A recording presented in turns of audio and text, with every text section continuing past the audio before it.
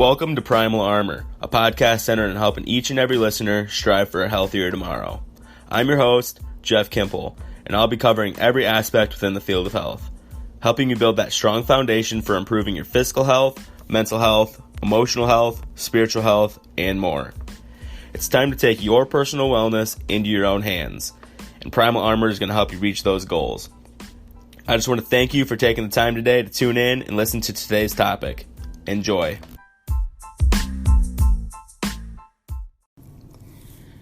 Before we get started into the episode, I just want to take a few seconds to thank today's sponsor, Anchor Podcasts. They allow me to create and edit these podcasts for you guys. They're also the ones who distribute this podcast to other platforms such as Spotify and the Apple Podcast app on your phone, so you guys can listen to it anywhere at any time. It's everything needed all in one app. I encourage you all to get started today. Go download the free Anchor app or go to anchor.fm and follow the podcast. Here we are, back again for episode 21. For this week's podcast, I've been taking questions from you guys over the last week, just trying to see what topics you guys would like me to cover. And I think I'm going to do this a little more frequently because I got some good responses. At first, I was hoping to answer all the questions in one episode, but I got a handful that I felt like I could just make a whole episode about, so I wanted to make sure I had enough time to go well in depth on each topic.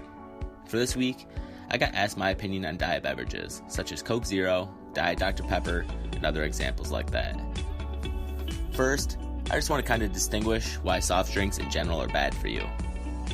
The average American consumes over 39 pounds of sugar each year from pop and other sugary drinks. To put that into perspective for you, a 20-ounce bottle of Coke contains more sugar than 18 chocolate chip cookies and more sugar than half a dozen donuts. All of this added sugar into the diet just equates to empty calories. Statistics have shown that just one sugary drink each day can increase your chance of type 2 diabetes and dying from heart disease by almost 50%. Just a single can of pop contains 10 teaspoons of sugar in it, which is over double the daily recommended intake of sugar. There are so many negative and debilitating aspects that soft drinks have towards your overall health. The number one negative aspect is the chemical components that are included with the creation of these drinks. The chemical 4-MeI, or 4-methylimidazole, is formed when these companies make the artificial caramel coloring in drinks such as Coke, Pepsi, and Dr. Pepper. Each company has different levels in their ingredients to make that certain color, but any level of this chemical is bad because it's toxic to the human body. And I don't know about you, but I definitely wouldn't be choosing to put something toxic in my body.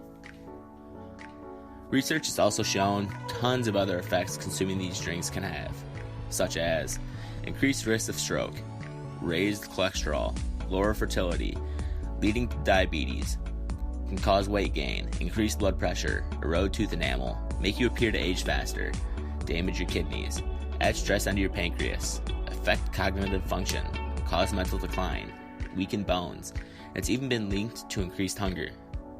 Right there, I just listed off over a dozen cons to consuming soft drinks. So that alone should outweigh the need for someone to want a good taste to what they're drinking. Because other than that, there's nothing good that comes from soft drinks. So the difference between regular soft drinks and diet soft drinks is that the diet ones are created with artificial sweeteners instead of real sugar. These artificial sweeteners are created to be 300 to 500 times sweeter than actual sugar, which actually increases the desire for more and more sweet foods and beverages. These give just the diet soft drinks that false sense and that taste that it is a regular soft drink, but without the calories. To make these artificial sweeteners, they use just a host of chemicals. The most common artificial sweetener used, called aspartame, is commonly linked to cancer such as lymphoma and leukemia. And then the other most common artificial sweetener is Splenda, which has been linked to the cancers multiple myeloma and non-Hodgkin's lymphoma. If you were to look at the ingredient list of these diet drinks, some common artificial sweeteners that you'll see are aspartame, cyclamate, saccharin, and sucralose.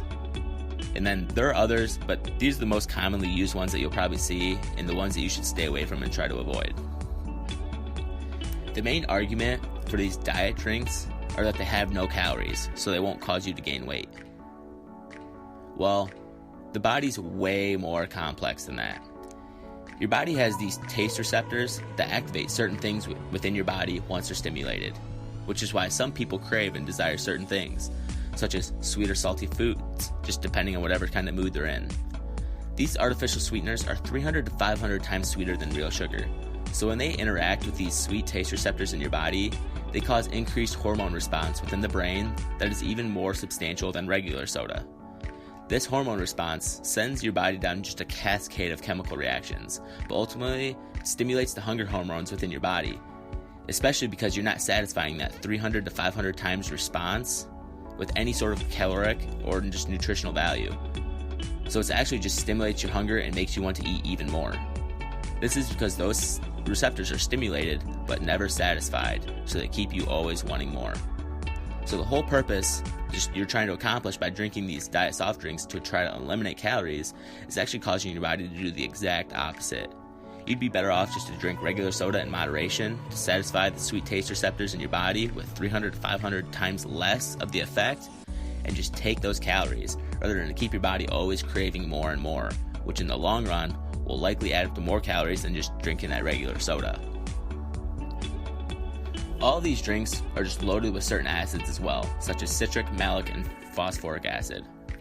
This can cause an increased load and stress upon the kidneys, and it's been just linked to kidney disease and kidney failure. And it's also been linked to the development of kidney stones, which I haven't had personally, but I've heard is one of the most gruesome pain that people can experience, so that alone doesn't sound worth the risk just to have just a pop here or there. The bottom line is that there are just countless negative effects that can come along with drinking these soft drinks. So many that it should just convince you just why they're not good for you and why you shouldn't want to put them in your body. There's not a single positive that you can get from a soft drink that you can't get from something in a different or healthier form. You want a caffeine boost? There's coffee. You want a drink that gives you flavor? There's milk, tea, coconut water. There's plenty to choose from. There's no excuse why you should be putting soft drinks in your body. Companies make these drinks addicting because sugar's addicting, and it's the effect that it just has on your mind that always has you looking for more. If you're someone who struggles with this and has a hard time putting it down or giving up the soft drinks, please feel free to reach out to me and just ask for help. I'll do whatever I can to help curb that need, because like I said, there's nothing good that comes from a soft drink. I hope that you can just see now and make the judgment for yourself, that the term diet doesn't always mean healthier. I really enjoyed taking questions from people this past week and just getting some ideas to talk about. If you have anything that you want me to cover and just talk about, literally anything at all, please just reach out to me and I'll give you all the knowledge that I have about the topic, or I'll even study up and learn about it myself to be able to make you more informed. Be on the lookout again this week for me asking for some more questions to cover, and just be really thinking about some topics you'd like to learn about. Until then, take care, and I'll talk to you guys next Wednesday.